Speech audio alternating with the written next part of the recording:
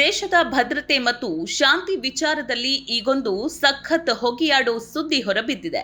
ಎಷ್ಟು ದಿನ ವಿರೋಧ ಪಕ್ಷದವರು ಮಾಡ್ತಿದ್ದ ಆರೋಪ ಬೇರೆ, ಆದ್ರೆ ಈ ಬಾರಿ ಸಂಘದ ನೆರಳಲ್ಲಿ ಬೆಳೆದ ಒಬ್ಬ ಹಿರಿಯ ವ್ಯಕ್ತಿ ದೊಡ್ಡ ಬಾಂಬ್ ಸಿಡಿಸಿದ್ದಾರೆ. ಆರ್ಎಸ್ಎಸ್, ವಿಶ್ವ ಹಿಂದೂ ಪರಿಷತ್ ಮತ್ತೆ ಭಜರಂಗ ದಳ ಸಂಸ್ಥೆಗಳನ್ನ ತಕ್ಷಣವೇ ಉಗ್ರ ಸಂಘಟನೆಗಳು ಅಂತ ಬ್ಯಾನ್ ಮಾಡಬೇಕು ಅಂತ ಕೋರಿ ಗೃಹ ಸಚಿವ ಅಮಿತ್ ಶಾ ಹಾಗೂ ರಾಜ್ಯ ಗೃಹ ಸಚಿವ ಪ್ರಿಯಾಂಕ್ ಖರ್ಗೆ ಅವರಿಗೆ ಲಿಖಿತ ದೂರು ಸಲ್ಲಿಕೆಯಾಗಿದೆ. ಹೀಗೆ ಪತ್ರ ಬರೆದು ಕಂಟಕ ತಂದಿಟ್ಟಿರೋರು ಬೇರೆ ಯಾರೂ ಅಲ್ಲ, ಸಂಘದ ಒಳಗುಟ್ಟುಗಳನ್ನೆಲ್ಲ ಹತ್ತಿರದಿಂದ ನೋಡಿದ ಮಾಜಿ ಪ್ರಚಾರಕ ಯಶವಂತ್ ಸಹದೇವ್ ಶಿಂಧೆ. ಅಷ್ಟೇ ಅಲ್ಲ, ಆರ್ಎಸ್ಎಸ್ ಸರಸಂಘ ಸಂಚಾಲಕ ಮೋಹನ್ ಭಾಗವತ್, ಪ್ರಮುಖ ಮುಖಂಡ ಇಂದ್ರೇಶ್ ಕುಮಾರ್, ವಿಎಚ್ಪಿ ಮುಖಂಡ ಮಿಲಿಂದ್ ಪರಾಂಡೆ ಸೇರಿ ದೊಡ್ಡ ದೊಡ್ಡ ಲೀಡರ್ಗಳನ್ನ ಅರೆಸ್ಟ್ ಮಾಡಿ ಕಸ್ಟಡಿಗೆ ತಗೋಬೇಕು ಅಂತ ಅವರು ಪಟ್ಟು ಹಿಡಿದಿದ್ದಾರೆ. ಏನಿದು ಪತ್ರದ ಅಸಲಿಯತ್ತು?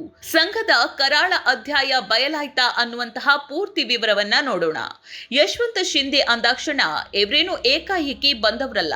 1990ರಿಂದಲೂ ಆರ್ಎಸ್ಎಸ್ನ ಪೂರ್ಣಾವಧಿ ಪ್ರಚಾರಕರಾಗಿ ಸಕ್ರಿಯವಾಗಿದ್ದವರು. ಹಾಗಾದ್ರೆ ಇಷ್ಟೊಂದು ವರ್ಷ ದುಡಿದು ಆಚೆ ಬಂದಿದ್ಯಾಕೆ?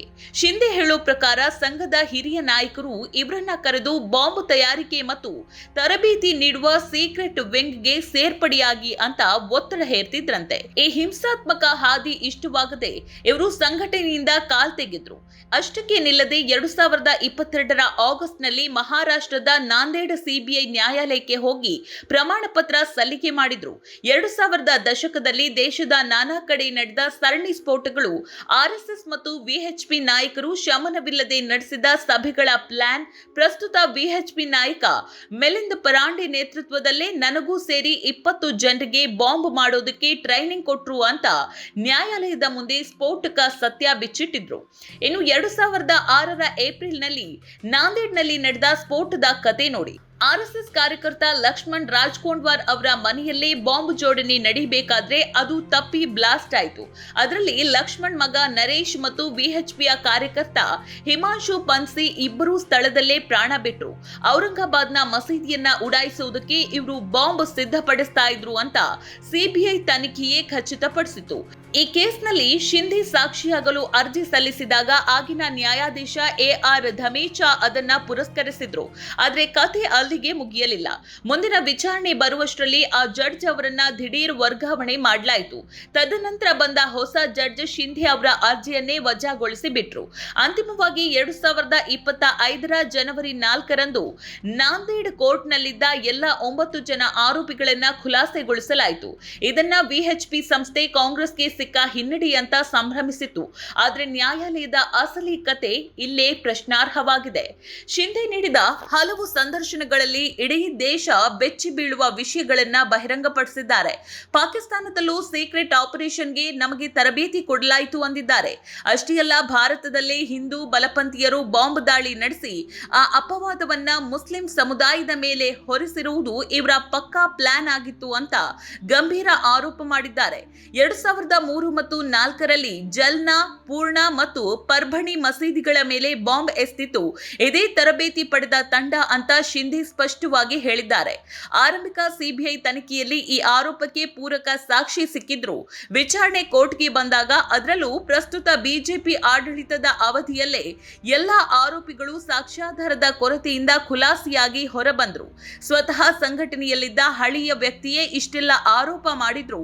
ಆರ್ಎಸ್ಎಸ್ ಆಗ್ಲಿ ವಿಎಚ್ಪಿ ಆಗ್ಲಿ ಅಧಿಕೃತವಾಗಿ ಒಂದೇ ಒಂದು ಮಾತು ಆಡಿಲ್ಲ ಅಂದ್ರೆ ಈ ಮೌನಕ್ಕೆ ಇನ್ನೇನು ಹೇಳಬೇಕು? ಶಿಂಧೆ ಬರೆದಿರುವ ದೂರಿನಲ್ಲಿದೆ ಸಾಲು ಸಾಲು ಆಘಾತಕಾರಿ ಸಂಗತಿಗಳು. ಅಜ್ಮೀರ್ ಶರೀಫ್ ದರ್ಗಾ ಸ್ಫೋಟದಲ್ಲಿ ಆರ್ಎಸ್ಎಸ್ ನಾಯಕ ಇಂದ್ರೇಶ್ ಕುಮಾರ್ ಭಾಗಿಯಾಗಿದ್ದಾರೆ ಅಂತ ನೇರ ಬೆರಳು ಮಾಡಿದ್ದಾರೆ. 2008ರ ಮಾಲಿಂಗಾಂವ್ ಬ್ಲಾಸ್ಟ್ ಕೇಸ್ನಲ್ಲಿ ಖುಲಾಸೆಯಾದ ಬಿಜೆಪಿಯ ಮಾಜಿ ಸಂಸದೆ ಪ್ರಜ್ಞಾ ಸಿಂಗ್ ಠಾಕೂರ್ ಹಾಗೂ ಕರ್ನಲ್ ಪ್ರಸಾದ್ ಪುರೋಹಿತ್ ಮೇಲೆಯೂ ಶಿಂಧೆ ಗಂಭೀರ ಆರೋಪಗಳನ್ನ ಪುನರುಚ್ಚರಿಸಿದ್ದಾರೆ. ಇಷ್ಟಕ್ಕೆ ಮುಗಿಯಲಿಲ್ಲ. 1998ರ ಪೋಖ್ರಾನ್ ಪರಮಾಣು ಪರೀಕ್ಷೆ, ಕಾರ್ಗಿಲ್ ಯುದ್ಧ, 2002ರ ಗುಜರಾತ್ ದುರಂತ, 2019ರ ಪುಲ್ವಾಮಾ ದಾಳಿ ಮತ್ತು 370 ವಿಧಿ ರದ್ದತಿ ಈ ಎಲ್ಲಾ ಮಹತ್ವದ ಘಟನೆಗಳ ಹಿಂದೆ ಬಿಜೆಪಿ ಮತ್ತು ಆರ್ಎಸ್ಎಸ್ ನಾಯಕರ ರಾಜಕೀಯ ದುರುದ್ದೇಶಗಳಿದೆ ಅಂತ ಶಿಂಧೆ ಸುದೀರ್ಘ ಆರೋಪ ಹೊರಿಸಿದ್ದಾರೆ. ಒಂದೆಡೆ ಸಚಿವ ಪ್ರಿಯಾಂಕ್ ಖರ್ಗೆ ಸಂಘದ ವಿರುದ್ಧ ನೇರ ಸಮರ ಸಾರಿದ್ದಾರೆ. ಮೋಹನ್ ಭಾಗವತ್ಗೆ ಬರೆದಿದ್ದ ಬಹಿರಂಗ ಪತ್ರದಲ್ಲಿ ನಿಮ್ಮ ಸಂಘಟನೆಯ ಕಾನೂನು ಮಾನ್ಯತೆ ಏನು, ಬೇಲಾ ಇದ್ಯಾ, ಆಸ್ತಿ ಪಾಸ್ತಿ ಫಂಡ್ ಲೆಕ್ಕ ಎಲ್ಲಿದೆ, ಇನ್ಕಮ್ ಟ್ಯಾಕ್ಸ್ ಕಟ್ತಿದ್ದೀರಾ ಅಂತ ಖಡಕ್ ಆಗಿ ಪ್ರಶ್ನಿಸಿದ್ರು. ಈಗ ಶಿಂದೆ ಬರೆದಿರುವಂತಹ ದೂರು ಪತ್ರವು ಖರ್ಗೆ ಅವರ ಕೈ ಸೇರಿದೆ.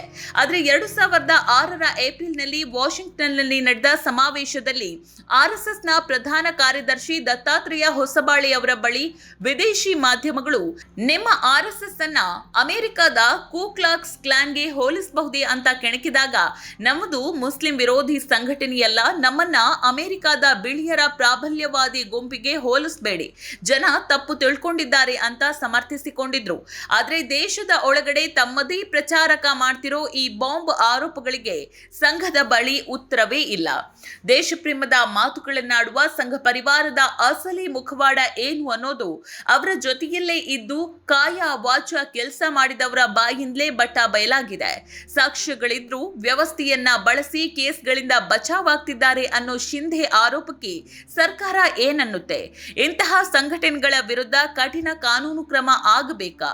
ಯಶವಂತ್ ಶಿಂದೆ ಅವರ ಈ ಸ್ಫೋಟಕ ಪತ್ರ ಮತ್ತು ಆರೋಪಗಳ ಬಗ್ಗೆ ನಿಮ್ಮ ಅಭಿಪ್ರಾಯ ಏನು? ಕಮೆಂಟ್ ಮಾಡಿ ತಿಳಿಸಿ. ವಿಡಿಯೋ ಇಷ್ಟ ಆಗಿದ್ರೆ ಲೈಕ್ ಮಾಡಿ, ಶೇರ್ ಮಾಡಿ ಹಾಗೂ ನಮ್ಮ ಚಾನೆಲ್ನ ತಪ್ಪದೇ ಸಬ್ಸ್ಕ್ರೈಬ್ ಮಾಡಿ. Thank you.